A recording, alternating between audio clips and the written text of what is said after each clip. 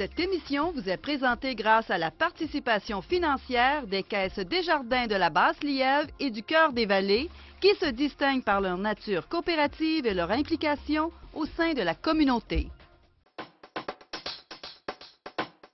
Jeudi 23 mai 2013, à Infomax ce soir, un autre magasin Matériaux Bonhomme à Buckingham. Action Gatineau demande plus d'argent pour le vélo. Gatineau en art de retour sous le pont Brady. Et dernier droit pour la campagne de financement de TVC Basse-Lièvre.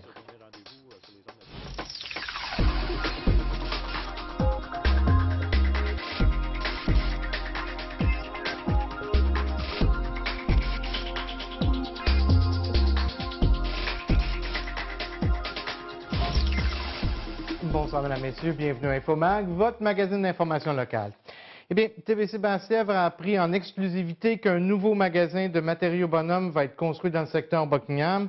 En effet, suite à l'annonce de la fermeture du centre de distribution qui est situé dans le secteur Hall, la compagnie a annoncé qu'aucun emploi ne va être coupé et que les opérations vont plutôt être distribuées dans les autres magasins, notamment ceux d'Aylmer et de Buckingham. Les employés de leur côté vont également être transférés. Le nouveau magasin va être construit sur le même terrain que l'actuel magasin qui est situé, on sait, sur la rue Dollard dans le secteur Buckingham. Les premiers coups de pelle vont avoir lieu dès que le centre de distribution de Hall va être vendu. Les explications du directeur de Matériaux Bonhomme à Buckingham, Sébastien Jonca. Les opérations vont être transférées entre le magasin de Aylmer et Buckingham. Le centre de distribution va être transféré ici même à Buckingham. Le département de clôture va être transféré boulevard de l'Aéroport qui a été acheté l'année passée. Oui, je vous lance une primaire qu'il y a un nouveau magasin qui s'en vient à Buckingham. Le centre de distribution s'en vient ici à Buckingham. Le designatrice qui est à Hall s'en vient ici à Buckingham. Fait que non, Bonhomme baisse pas les bras. Certains avec un tant d'années que ça, sous le marché, il y a toujours des améliorations, des restructurations. Puis j'ai bien aimé la phrase que M. Paul Bonhomme nous a dit. Cette organisation n'est qu'une chapitre nécessaire pour aller de l'avant. Souvenez-vous que notre force, c'est les clients et le monde, et non les bâtisses, la brique et les vitrines. Fait que je pense pour le secteur Buckingham, c'est juste quelque chose de super bien. Qu'on va prendre le design au complet, nouveau magasin, designer, centre de distribution. Puis il n'y a aucun emploi qui est perdu. Tous les emplois sont redistribués entre le magasin d'Aylmer et de Buckingham. Politique municipale maintenant, eh bien, la campagne électorale à Gatineau semble bel et bien enclenchée. En effet, le chef du parti Action Gatineau, Maxime Pedneau-Jobin, ne rate aucune occasion pour lancer des flèches du côté de l'administration bureau. Cette semaine, M. Pedneau-Jobin prend la politique du vélo qui est si chère aux yeux de Maire Bureau à partie.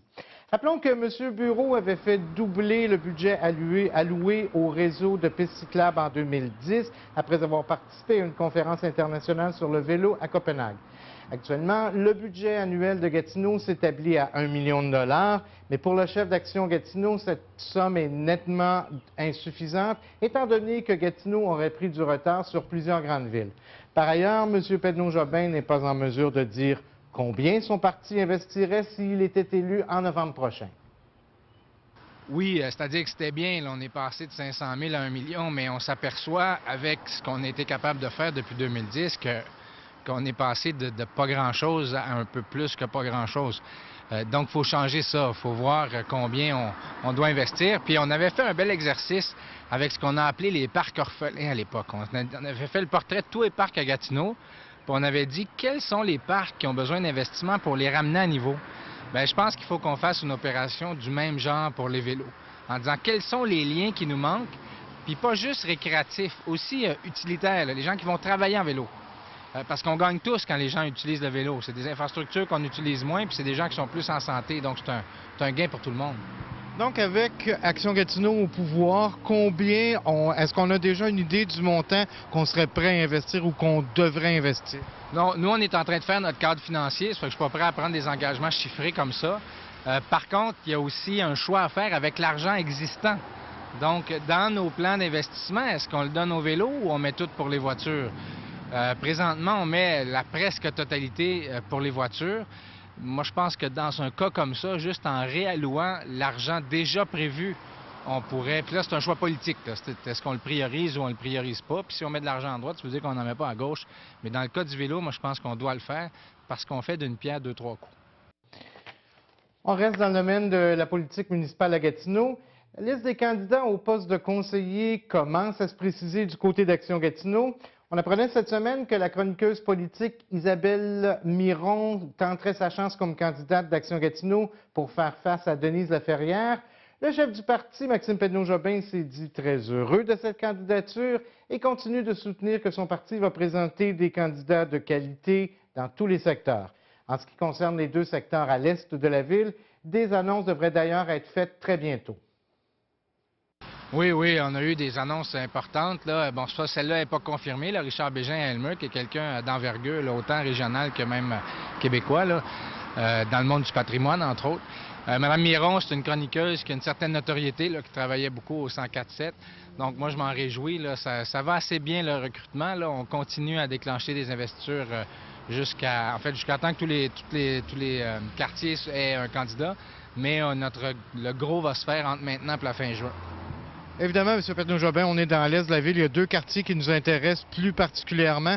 Est-ce qu'on sait s'il y a déjà des gens qui ont montré de l'intérêt dans le secteur de Masson-Angers, dans le secteur ici à Buckingham, et à quel moment on va être en mesure de confirmer des candidats? Je ne sais pas à quel moment, mais on est en train de voir s'il y a des dates là, pour déclencher des investitures dans les 2 quartiers avant juin. Ça fait au moment où on se parle, je dirais qu'on devrait être capable de faire ça avant l'été, donc avant la fin juin. Mais je ne veux pas m'avancer plus loin parce que ce sera aux candidats ou aux candidates à s'annoncer eux-mêmes. Lancement hier matin à la Galerie d'art Espace 654 de la 2e édition du Festival Gatineau en art. Rappelons qu'en 2011, l'événement avait attiré pas moins de 1200 personnes, et ce, malgré une température moins que clémente. Après un an d'absence, le festival va se tenir au Parc McLaren, sous le pont Brady, du 21 au 23 juin prochain. Une quarantaine d'artistes visuels ont déjà confirmé leur présence, des artistes qui utilisent différents médias et qui vont faire des démonstrations de leur art. Par ailleurs, on nous assure que le festival va en mettre plein la vue et surtout qu'il va être orienté vers les familles avec maquillage et spectacles musicaux. On espère accueillir pas moins de 3000 personnes en 2013. La coordonnatrice du festival, la peintre Diane Fontaine. Chaque artiste fait des démonstrations de leur technique, de leur art. Il va y avoir aussi des performances en direct où on va faire un genre de chevalet musical où les artistes vont venir peindre sur la scène à tour de rôle. C'est sûr que les gens peuvent poser les questions qu'ils veulent et oui, évidemment, ils peuvent s'acquérir de magnifiques tableaux parce qu'il y a des artistes de partout, pas juste de la région de l'Outaouais. Il y a des artistes de Québec, de Montréal, il y a des artistes de la Beauce. Il y a notre président d'honneur aussi, Claude Bonneau, qui est très réputé au Québec, qui a des toiles magnifiques, colorées. Donc oui, vraiment, et puis on peut le voir performer, c'est de toute beauté le voir performer. C'est ce samedi que les citoyens de l'est de la ville de Gatineau sont invités à se débarrasser de leurs résidus dangereux, leurs résidus domestiques dangereux. En effet, entre 9h et 15h, les résidents vont pouvoir apporter leurs restants de peinture et d'huile, leurs filtres usés, leurs piles, les batteries d'automobile, les médicaments, les pneus ou encore les produits de nettoyage au garage municipal qui est situé au 250 rue Charles dans le secteur Buckingham. On rappelle qu'il ne s'agit pas de l'ancien hôtel de ville qui est également situé sur la rue Charles. Une preuve de résidence va être demandée pour être en mesure de déposer des déchets. Par ailleurs, l'écocentre de Gatineau, qui est situé, on le rappelle, dans le secteur Hall, est également ouvert maintenant tous les jeudis, vendredis et samedis, et ce jusqu'au 26 octobre prochain. La 41e campagne de financement membership de TVC Basse-Lièvre tire à sa fin. En effet, c'est le mercredi 29 mai prochain que la campagne va officiellement prendre fin lors d'une émission spéciale au cours de laquelle les membres vont courir la chance de remporter une multitude de prix. Comme chaque année, votre TVC compte sur votre appui pour continuer de vous offrir des émissions de qualité. Le directeur général de TVC Basse-Lièvre, André Soucy. Et le 29 au soir, c'est un mercredi, à 17h30, on va se donner rendez-vous sur les ondes de la TVC en direct et nous procéderons à des différents tirages qu'on avait promis et à notre partie de bingo pour les gens qui sont membres avec nous. Et je rappelle à tous les gens qui sont membres également avec nous que si vous allez acheter vos cartes régulières, parce que le bingo suivra à compter de 18h, comme à tous les mercredis soirs, on aura 1500 $ à gagner, bien, une des parties, soit la deuxième partie de la soirée. Si vous êtes membre avec nous et que vous remportez la partie, on va doubler votre montant d'argent à ce moment-là. Alors, ça fait toute partie de cette soirée remerciement. Et puis, il reste encore un petit bout de temps à ça, Michel, puis on va lancer le message encore à la population, les gens qui n'ont pas eu l'occasion d'être membres avec nous encore. Eh bien, vous avez jusqu'à mercredi prochain. Donnez-nous un petit coup de fil et on va se faire un plaisir d'aller chercher votre don. Et si vous avez l'occasion de passer au studio, bien, c'est encore mieux. On va le faire également. Et puis, si vous n'avez jamais visité nos studios, profitez-en. On va vous les montrer à ce moment-là. Pour devenir membre de votre TVC, vous pouvez venir nous visiter au sous-sol de l'église Saint-Grégoire qui est située au 150 McLaren Est dans le secteur Buckingham ou encore nous téléphoner au 819-281-8250. Dans le cadre de la journée provinciale de vérification de sièges d'auto pour enfants, le service de police de Gatineau va être présent dans les 4 Canadian Tire de Gatineau demain vendredi entre midi et 20h. Malgré toutes les campagnes de sensibilisation, la moitié des sièges d'auto pour enfants sont mal installés ou utilisés incorrectement. Donc, demain, les policiers vont vérifier les sièges qui sont déjà installés, alors que les employés des Canadian Tire vont procéder à l'installation gratuite des différents sièges d'auto. Par ailleurs, les citoyens peuvent venir faire vérifier leur siège d'auto gratuitement du lundi au vendredi entre 13h et 13h30 au 777 boulevard de la Carrière dans le secteur Hall. La table de concertation de la Basse-Lièvre qui a été mise en place un peu plus tôt cette année va tenir sa première réunion dans exactement une semaine.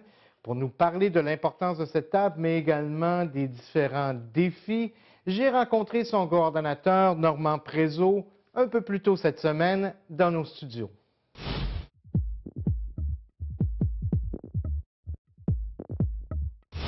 Normand Prézeau, vous êtes le nouveau coordonnateur de la table de concertation aussi pour le secteur de la Basse-Lièvre. D'abord, merci de venir nous rencontrer dans notre studio. Si on prenait si on faisait un petit peu d'historique, à savoir comment le besoin de cette table-là est né. OK, le besoin de cette table-là est né en lien avec le Forum 2020 qui avait été convoqué par notre conseiller municipal, Maxime Jobin-Pedneau, où il voulait un peu sonder le pouls de la population, à savoir c'est quoi les besoins que les gens ont dans notre communauté. Donc, on se rappelle que c'était en 2010. Plusieurs personnes y avaient participé et des gens là, de tous les horizons. Et cette année, en fait, l'automne dernier, on a remis ça sur les rails. Nouvelle table qui a été mise en place. En fait, le souhait d'une table qui a été mise en place. Quels sont actuellement, là, dans la nouvelle table, les acteurs qui sont impliqués dans ce projet-là? Là, actuellement, c'est certain que comme c'est vraiment une nouvelle table de concertation, il y a des acteurs comme la Ville de Gatineau qui est impliquée. Ce qu'il faut dire aussi, c'est que c'est une table qui a la légitimité, c'est-à-dire un pouvoir de recommandation de la légitimité de la Ville de Gatineau, de l'Agence de la santé et des services sociaux. On a plusieurs acteurs du milieu communautaire, dont quelques-uns, la CDC Rond-Point, le Centre Actuel, Mado Jeunes, le Carrefour Jeunesse Emploi Papineau. On a aussi, du côté du réseau de la santé, le C3S de Papineau, en tout cas, qui est impliqué là, une belle implication. Il reste toutefois plusieurs acteurs encore qu'on n'a pas nécessairement approchés, qu'on aimerait qu'ils soient là. Avant d'en parler, je crois, à la télévision, on va attendre parce qu'on est après aussi s'établir une structure de la table, c'est-à-dire un genre d'organigramme qu'on va présenter à la prochaine journée de sensibilisation qui a lieu jeudi le 30 mai de 8h30 à midi au Centre communautaire et culturel, là, au 181 rue Joseph. Ouais, vous m'avez parlé évidemment des acteurs communautaires, vous m'avez parlé de la ville de Gatineau. J'imagine qu'on souhaite aussi avoir les commerçants, les gens là où l'argent se branche. J'imagine que c'est un souhait de la table. C'est certain que c'est un souhait. C'est difficile de faire du développement social sans penser aux gens des affaires. C'est certain que lors de notre prochaine journée de mobilisation, le milieu des affaires, en tout cas la représentante, la directrice générale là, de l'association des hommes d'affaires. Le regroupement des gens Le d'affaires. regroupement des gens d'affaires vont recevoir une invitation. C'est certain qu'on aimerait bien ça, qu'ils se joignent à nous autres pour essayer de bonifier, en tout cas, les projets qui vont être présentés à la table. Vous me parlez de la ville de Gatineau. Le territoire, est-ce qu'on ne sert que le territoire de la ville de Gatineau parce qu'on parle de la Basse-Lièvre? Donc, j'imagine qu'on va aussi du côté de l'Ange-Gardien. On va du côté de l'Ange-Gardien, du côté de Masson-Angers. Dans le fond, Masson-Angers, Buckingham et l'Ange-Gardien sont les territoires qui vont être desservis par cette table-là principalement. Évidemment, la table est nouvelle. On n'a pas commencé à se rencontrer encore, mais j'imagine qu'il y a déjà un souhait, il y a déjà des dossiers qu'on connaît depuis longtemps. Est-ce que, au sortir, quand la table va commencer à émettre des recommandations, est-ce qu'on a déjà une idée de ce qu'on veut, ce qu'on souhaite obtenir comme résultat finaux? OK. Premièrement, il y a déjà eu des rencontres qui se sont amorcées. La dernière rencontre a eu lieu, si je ne m'abuse, le 12 février. Il y a eu une belle mobilisation avec quand même plusieurs partenaires de présents à la table. Alors, c'est déjà quand même amorcé. Cette table-là est le souhait vraiment du réseau de la santé et aussi des milieux communautaires. Parce que cette table-là va permettre un lieu de rencontre, un lieu d'échange où tous les partenaires qui sont impliqués dans notre communauté vont pouvoir échanger, vont pouvoir savoir tel organisme est après travailler sur un tel projet dans la communauté. Et cette table-là est née aussi en se disant, souvent on a des beaux projets, on est tout seul à les réaliser, on est un peu tout seul dans notre cours, puis on manque d'appui, on ne sait pas où aller chercher de l'aide pour soit bonifier ou réaliser le projet. Alors, cette table est un bel endroit pour réunir tout le monde autour de cette table-là, puis de regarder en termes de projet, qu'est-ce qu'on va faire dans la prochaine année là, au niveau des dossiers qui sont peut-être un peu plus urgents. Il faut dire qu'on travaille beaucoup au niveau de l'amélioration à créer des environnements favorables et des saines habitudes de vie pour les gens. On espère en tout cas que les gens vont adopter des saines habitudes de vie et qu'on va essayer de réaliser des projets qui vont améliorer aussi leur environnement. Je pense que c'est bien important. Donc, on parle jeudi prochain, dans une semaine exactement, le 30 mai. On se rencontre et on va, première ébauche, j'imagine, des projets à venir. Bien, une première ébauche, dans le fond, on va proposer, je vais proposer plutôt, là, on va proposer, parce qu'il y a eu tout un comité de travail, dans le fond, qui a travaillé sur la structure. On va présenter un genre d'organigramme avec une structure et on va présenter ça aux partenaires présents. Voilà. Alors, on va vous souhaiter une bonne rencontre, M. Prézot. Merci infiniment d'être venu nous rencontrer. C'est moi qui vous remercie de m'avoir reçu ce matin. Merci. Merci.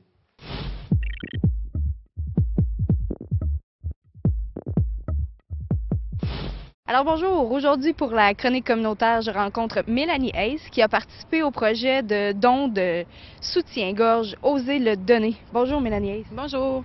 Alors dites-moi d'abord, comment est-ce que le projet a débuté? Ça a commencé le 2 octobre avec une journée porte ouverte pour les centres des femmes. Il y a eu une conférence sur le cancer du sein et suite à ça, plusieurs participantes ont décidé de former un comité pour amasser des soutiens-gorge avec la collaboration de Rouge FM et au maire de Sarre. Puis dites-moi, comment est-ce que vous avez fonctionné pour la récolte? On a fabriqué des boîtes roses qu'on a distribuées à différents points de chute et on avait fait des affiches pour expliquer le but des boîtes roses et le monde a très bien participé. Oui, effectivement, vous avez presque plus que triplé votre objectif. Oui, notre objectif était de 1000 et aujourd'hui nous sommes à 3500 soutiens-gorge. Puis, qu'est-ce que ça va représenter, ça? J'ai pu comprendre que vous receviez un don pour chaque soutien-gorge. Oui, Omer de Serre s'engage à donner 1 $ à chaque soutien-gorge reçu. C'est ça. Puis, est-ce qu'il va y avoir une activité spéciale où vous allez aller remettre ces soutiens-gorges-là? Oui, nous, le 25, on va les remettre à Montréal chez Omer de Serre. Et suite à ça, étant donné qu'on a atteint notre objectif, la gang de filles, on s'en va à un souper ensemble, puis tout ça pour un peu festoyer notre bon résultat. Parce que ça avait été fait en collaboration un peu avec le centre actuel, c'est ça? Oui, c'est ça. C'est toutes des participantes. Le comité, c'est des participantes du centre actuel. En tout cas, félicitations pour votre beau projet. Puis comme on peut voir derrière nous, vous avez fait une belle mosaïque avec ces soutiens-gorge. Oui, oui. Normalement, ils font ça à Montréal, dans les rues de Montréal. Tout le monde amène le soutien-gorge et ils font le ruban rose. Mais cette année, ils ne le faisaient pas, donc nous, on a décidé de le faire quand même. Félicitations et merci beaucoup. Merci. Et voilà, c'était Émilie Charon-Pilote et Mélanie Hayes pour la chronique communautaire.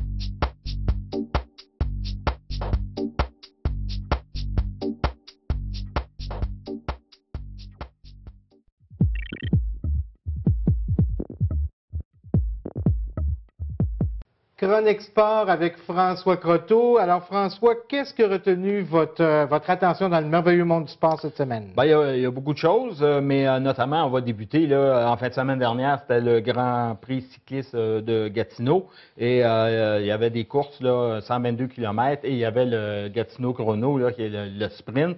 Et c'est une Américaine originaire du Colorado, Carmen Small, qui a triomphé. Et ça a été sans équivoque. Elle a terminé avec 28 secondes sur sa plus proche rivale. Faut noter quand même belle performance de Joëlle Numainville, qui, elle, était deuxième justement au chrono. Et elle a aussi été, elle est terminée deuxième au 122 km la veille. Du côté des assoirs locaux, Véronique Fortin de Hall a terminé 34e. Et malheureusement, Audrey Bernard a été obligé d'abandonner. François, on sait que les Chinois, vous nous en avez parlé la semaine dernière, ont organisé des courses qui ont empêché plusieurs cyclistes de participer à Gatineau, mais est-ce qu'on est quand même satisfait de la participation? Oui, les organisateurs sont quand même satisfaits. Il faut mentionner qu'il y avait quand même 80 cyclistes de l'élite internationale, dont certains qui avaient participé aux derniers Jeux olympiques. Donc, c'est excellent. Le comité a garanti que l'événement allait être de retour en 2014. Cependant, du côté de Cyclisme Canada, on va poser certaines questions à l'Union cycliste internationale parce qu'il me semblerait que ce ne soit pas uniquement dans ce cas-ci qu'il y a eu des conflits d'horaires, mais c'est arrivé avec d'autres événements aussi. Et on va demander de respecter le calendrier des événements qui sont déjà en place avant d'en ajouter d'autres. Voilà, donc on sait déjà que l'événement est de retour l'an prochain. Alors, on va suivre ça de près. Oui. François, la semaine dernière, on en a parlé, c'était le championnat canadien d'escrime qui se déroulait justement ici au centre sportif. Et on a eu des athlètes de Gatineau qui ont relevé le défi. Oui, effectivement. On sait que c'était organisé conjointement là, avec le masque d'affaires, la Fédération d'escrime du Québec. Écoutez, Philippe Heidecker, chez les cadets, a remporté l'or. Camille Gervais a remporté le bronze chez les moins de 15 ans. En tout et partout, c'est 5 médailles que le club Masque de Fer est allé chercher. On est toujours habitué à de telles performances de la part du club. Faut mentionner aussi qu'en équipe à l'épée, Philippe et Pascal Heidecker ainsi que Pascal Lavoie se sont mérités l'or. Alors l'entraîneur Michel Dessureau était plus que satisfait des résultats obtenus au cours de la fin de semaine. Voilà, c'est un championnat important. Oui, oui. Baseball, le Hall volant l'an dernier a connu une saison plutôt difficile, Oui. mais cette année, le moins qu'on peut se dire, c'est que c'est un départ canon. Ah, c'est un départ canon. Écoutez, 5 victoires, aucune défaite. C'est l'équipe de l'heure présentement dans la Ligue élite. Ils sont premiers au classement, naturellement. En fin de semaine dernière, des gains de 4-3 et 10-0 contre les représentants de Montréal. Et le lendemain, contre les représentants de Québec. Un superbe match là, de 2-1 et une autre victoire de 6-2. Alors, ce qui fait la différence, c'est qu'on a pu, premièrement, aller rapatrier des joueurs qui évoluaient avec les autres avec les autres équipes de la Ligue parce qu'il n'y avait pas d'équipe junior ici à Gatineau. Mais la performance des lanceurs, ça, c'est important. Les lanceurs tiennent le coup depuis le début de la saison, les releveurs aussi. Alors, la troupe de Jean-François Daou, là, ça va très, très bien.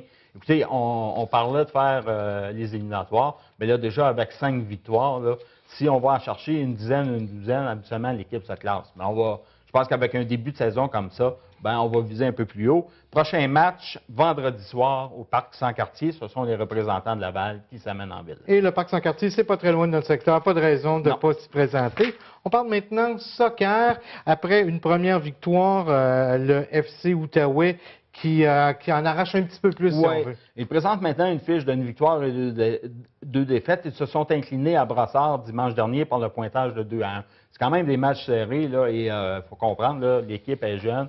On débute cette année. Alors, il n'y a rien de perdu.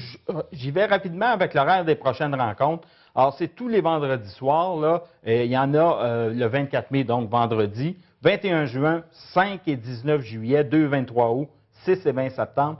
Tous les matchs débutent à 20h30 au Stade Mont-Bleu, donc on peut mettre ça au calendrier là, pour l'été. Voilà. Oui. Donc, c'est un terrain synthétique. On va souhaiter que l'année prochaine, dans 2 ans, on vienne ici dans le secteur Est. On continue de parler soccer. On sait qu'il y a de plus en plus de jeunes qui jouent au soccer dans la région. La saison qui est à la veille de commencer pour les plus jeunes et plein d'activités qui sont organisées. Effectivement. Et si je vous disais, là, 12 000 joueurs dans la région de l'Outaouais. C'est beaucoup, ça. Alors oui, le début des activités là, va se faire dans les prochains jours. Il va y avoir une conférence de presse là, mardi. Mais j'en profite aussi pour annoncer là, les événements marquants qui reviennent d'année en année. Donc, il y a la Coupe soccer de l'Outaouais du 19 au 21 juillet. Il y a la Coupe Arceau 13 au 15 septembre. Ça, c'est le championnat de fin de saison. Il y a la Coupe des jeunes champions du 3 au 15 septembre. Et le tout va se terminer le 4 octobre avec le gala. Voilà. Alors, une belle saison en perspective. Oui. On parle maintenant du tour, le tour JBMR qui se passe dans la région de la Petite-Nation. Oui, c'est en fin de semaine prochaine, le samedi 1er et le dimanche 2 juin. À ce volet-là, oui, il y a beaucoup de courses. Il y a des 57 km, il y a des 104 km pour les experts ou les cyclistes chevronnés avancés. Mais je vais parler peut-être un peu plus du volet familial. Il y a des courses là, de 8 km, de 18 km, de 20 km. Donc ça, c'est accessible à peu près à tout le monde en famille. Le samedi 1er juin, les départs se font de Papineauville. Et à noter que le 2 juin, ça sera de Chénéville. Le coût là, pour les adultes, c'est quand même raisonnable, c'est 35 15 pour les enfants, puis il y a un forfait familial à 80 Alors, c'est quand même une très belle activité. S'il peut faire un peu plus beau que cette semaine. On va le souhaiter. Oui. Il n'y a pas de remboursement. Attention, casque de vélo obligatoire. Enfants de 14 ans doivent être accompagnés d'un adulte. Et puis, partout là, sur le parcours, il y a des équipes de dépannage. Naturellement, il va y avoir des frais si on doit remplacer des pièces. Mais il va y avoir des collations. Il y a un dîner avec l'inscription. Et on vous recommande d'arriver 1 heure avant votre départ. Et en terminant, on parle du club de golf de Tursault qui célèbre ses 50 ans d'existence. C'est très rare. Oui, effectivement. Écoutez, ça a été fondé en 1963 par, curieusement, 3 résidents à l'époque du secteur de Masson, de la ville de Masson. C'est Jean-Louis Carrière, Jules Biron et Georges Potvin qui ont mis sur pied ce terrain de golf-là. Je pense que tout le monde ici dans la région, en tout cas tous les golfeurs, on est déjà allé jouer à Tursault. Ça sera peut-être une bonne idée dans le cadre du 50e de retourner faire un tour là. On sait qu'il y a eu une baisse de membres et que le terrain travaille énormément à recruter. Et je pense que c'est bon d'avoir aussi un terrain à côté de Buckingham. Il y a souvent beaucoup de tournois à Buckingham. C'est quand même un terrain qui est intéressant à jouer parce qu'on peut le marcher facilement. C'est un trou, mais on peut tout aussi bien en faire un 18 trous parce que les tirs de départ ne sont pas aux mêmes endroits. Voilà. Fait que ça change un peu la perspective. Voilà. Alors, évidemment, on va souhaiter joyeux anniversaire à toute l'équipe du Club de golf de Tursault. Merci beaucoup, François. On se revoit la semaine prochaine et on va faire un tour d'horizon des activités à faire cet été. Oui. Merci beaucoup. Alors, c'est ce qui met fin à notre émission pour aujourd'hui. Restez des nôtres. Tout de suite après l'émission, c'est l'émission Parole à l'élu avec mes invités qui sont les deux députés, Mathieu Ravignan et Alexandre Iraca. Mon nom est Michel Pilote, au nom de toute l'équipe, je vous souhaite une bonne fin de soirée sur nos ondes. On se revoit mardi prochain.